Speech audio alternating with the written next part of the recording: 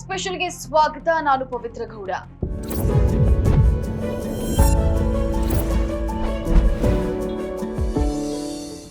ಒಂದಲ್ಲ ಎರಡಲ್ಲ, ಕಳೆದ ದಿನಗಳ ಅಂತರದಲ್ಲಿ 5 ಬಾಣಂತಿಯರು ಸಾವನ್ನಪ್ಪಿದ್ದಾರೆ. ಇದಕ್ಕೆ ಕಾರಣ ಕೇಳಿದ್ರೆ ಒಂದು ಕ್ಷಣ ದಂಗಾಗುವುದು ಖಚಿತ. ಅಂದಹಾಗೆ ಇಂತಹದೊಂದು ಮನ ಕಲುಕುವ ಘಟನೆ ನಡೆದಿದ್ದು ಬಳ್ಳಾರಿಯಲ್ಲಿ. ಮೊದಲಿಗೆ ಇದಕ್ಕೆ ಕಾರಣ ಡಾಕ್ಟರ್ಗಳು ಅಂತ ಹೇಳಲಾಗಿತ್ತು. ಆದರೆ ಅದರ ಅಸಲಿ ಕಾರಣ ಬೇರೆನೇ ಇದೆ.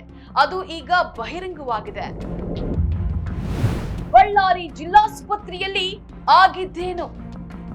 ಕೆಲ ದಿನಗಳ ಹಿಂದೆ ಅಂದ್ರೆ ನವೆಂಬರ್ 9ರಿಂದ 11ರವರೆಗೆ ಒಟ್ಟು 34 ಸಿಸೇರಿಯನ್ ಹೆರಿಗೆಗಳನ್ನ ಮಾಡಲಾಗಿತ್ತು. ಇದರಲ್ಲಿ 7 ಪ್ರಕರಣಗಳು ಬಹಳ ಕ್ಲಿಷ್ಟಕರ ಹೆರಿಗೆಗಳಾಗಿದ್ವು.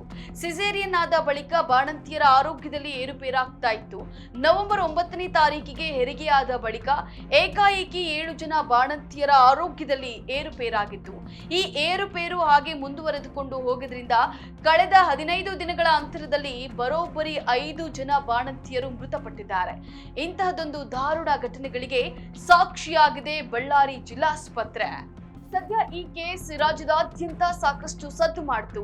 ರಾಜಕೀಯ ಜಟಾಪಟಿಗೂ ಕಾರಣವಾಯಿತು.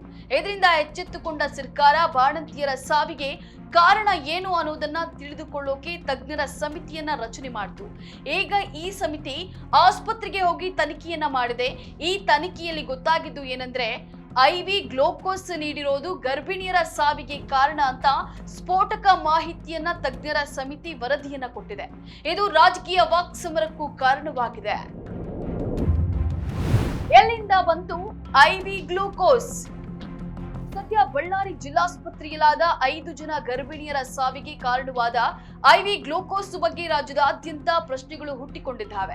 ಕರ್ನಾಟಕ ರಾಜ್ಯ ವೈದ್ಯಕೀಯ ಸರಬರಾಜು ನಿಗಮದಿಂದ ಕರ್ನಾಟಕದಾದ್ಯಂತ ಇರೋ ಇತರ ಸರ್ಕಾರಿ ಆಸ್ಪತ್ರೆಗಳಿಗೆ ಅದೇ IV ಗ್ಲೂಕೋಸ್ ಸಪ್ಲೈ ಮಾಡಿರೋದ್ರಿಂದ ಈ ಸಮಸ್ಯೆ ಬಳ್ಳಾರಿ ಆಚೆಗೂ ವಿಸ್ತರಿಸೋ ಆತಂಕ ಎದುರಾಗಿದೆ.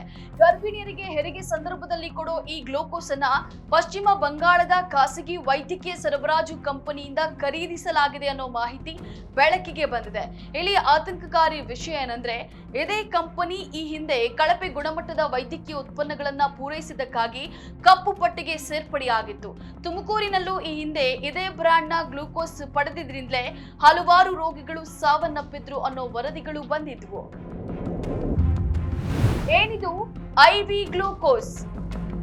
ಶುಗರ್ ಕಂಟ್ರೋಲ್ ಮಾಡೋದಕ್ಕೆ ಗರ್ಭಿಣಿಯರ ಅಭಿಧಮನಿ ಮೂಲಕ ಈ IV ಗ್ಲೂಕೋಸ್ ಅನ್ನ ಕೊಡಲಾಗುತ್ತೆ.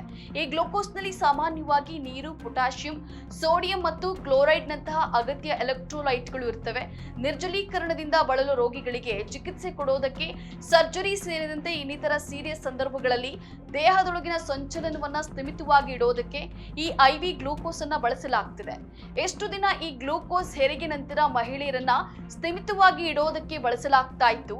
ಆದರೆ ಇದೀಗ ಇದೇ ಗ್ಲೂಕೋಸ್ ಸರಣಿ ಸಾವಿಗೆ ಕಾರಣ ಆಗಿರೋದು ರಾಜ್ಯದಾದ್ಯಂತ ಆತಂಕವನ್ನ ಹುಟ್ಟಿಸಿದೆ. ಆರೋಗ್ಯ ಇಲಾಖೆ ಬಳ್ಳಾರಿ ಘಟನೆ ನಡೆದ ಬಳಿಕ ಎಚ್ಚೆತ್ತುಕೊಂಡಿದೆ. ಕರ್ನಾಟಕ ರಾಜ್ಯ ವೈದ್ಯಕೀಯ ಸರಬರಾಜು ನಿಗಮ ಈ IV ಗ್ಲೂಕೋಸ್ ಬಳಕೆಯನ್ನ ನಿಲ್ಲಿಸುವಂತೆ ಸೂಚಿಸಿದೆ. ಎಲ್ಲ DHOಗಳಿಗೆ ಪತ್ರವನ್ನ ಕಳಿಸಲಾಗಿದೆ. ಈ IV ಗ್ಲೂಕೋಸ್ ಯಾರಿಂದ ಪಡೆದಿದ್ದಾರೋ ಅವರಿಂದ ಪಡೆದ ಇನ್ನಿತರ ವೈದ್ಯಕೀಯ ಸರಬರಾಜುಗಳ ಬಗ್ಗೆಯೂ ಸಂಪೂರ್ಣ ತನಿಖೆ ನಡೆಸೋದಕ್ಕೆ ಅಧಿಕಾರಿಗಳಿಗೆ ಸೂಚನೆಯನ್ನ ನೀಡಲಾಗಿದೆ. ಒಟ್ಟಲ್ಲಿ ರಾಜ್ಯದಲ್ಲಿ ಮನಕಲುಕುವ ಘಟನೆ ನಡೆದು ಹೋಗಿದೆ. 5 ಜನ ಬಾಣಂತಿಯರ ಜೀವವನ್ನ ಕಳೆದುಕೊಂಡಿದ್ದಾರೆ.